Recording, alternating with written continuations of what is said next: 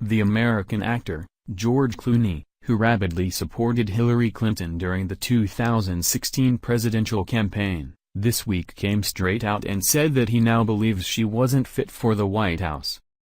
During the interview with the Daily Beast, the A-list actor made his true feelings known about the 2016 presidential Democrat candidate Hillary Clinton, and it was epic.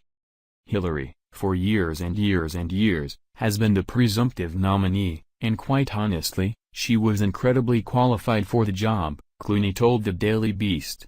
But being qualified for the job does not necessarily mean you're the right person to be president. Here's what I mean. She was more qualified than even her husband was when he was elected president, but she's not as good at communicating things. That's simply true. When she got up and gave a speech, it didn't soar. Now, that doesn't mean that she wouldn't have done a great job as president, and I supported her because by the time we did the fundraiser the primary was over at that point and it was time to get on with picking someone to move forward, and she was the right person to side with. Clooney added that he was frustrated by Clinton because I never saw her elevate her game. I never saw it, he added. And I had a lot of liberal friends who were like, she's not good at this. And I see that, and I understand it. I also think, though, that if it was a guy it wouldn't have been so polarizing. I think the fact that she's a woman made it a much harder uphill battle. They've had the Arkansas Project where for 25 years the Clintons have been accused of murdering Vince Foster and accused of tons of stuff, so I thought it was a raw deal.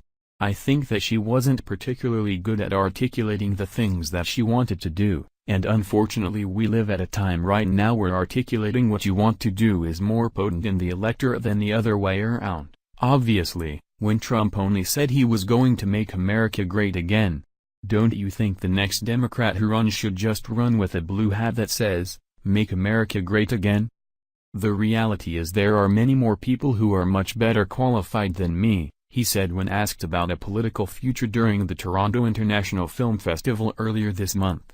I think the reason people talk about is that our bench, in the Democratic Party, doesn't seem very good right now. It doesn't seem very exciting.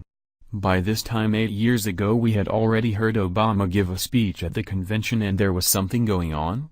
But right now nobody really sees anybody out there, so that's when The Rock or whoever comes into play. For me, I will support whomever I can by doing fundraisers or whatever and helping in ways I'm probably better at than in making policies. I say just try to find a candidate that excites you, and it shouldn't be me. Hey, George, here is a thought. How about you start looking at the actual person running and not the party? Maybe if you started doing what the rest of us do you wouldn't be snookered so easily every time. You have supported every liberal candidate to run for office but you refuse to look at the undue burden their liberal policies bring, and how they will affect our nation and its people.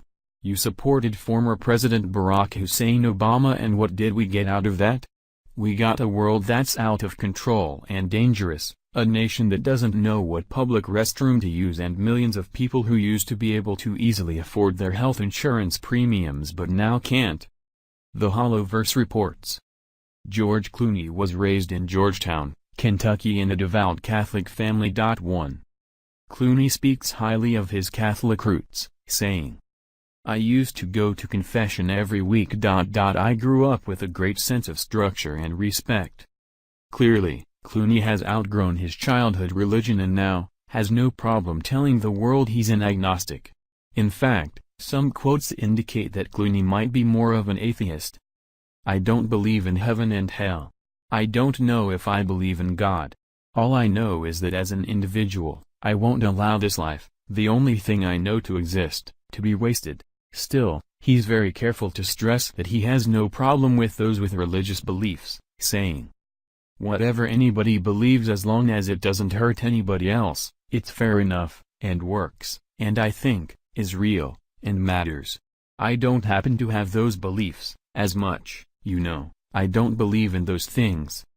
Celebrity superhero to the rescue. Politically, Clooney has been very active throughout his career. He calls himself a liberal and wonders why society has turned on liberals, saying, "I'm a liberal. I'm confused when that became a bad word. The liberal movement morally, has stood on the right side of an awful lot of issues. We thought that blacks should be allowed to sit at the front of the bus and women should be able to vote. McCarthy was wrong. Vietnam was a mistake. Clooney was so disturbed by genocide efforts in Darfur that he addressed the United Nations Security Council about it, hoping for more intervention. 6.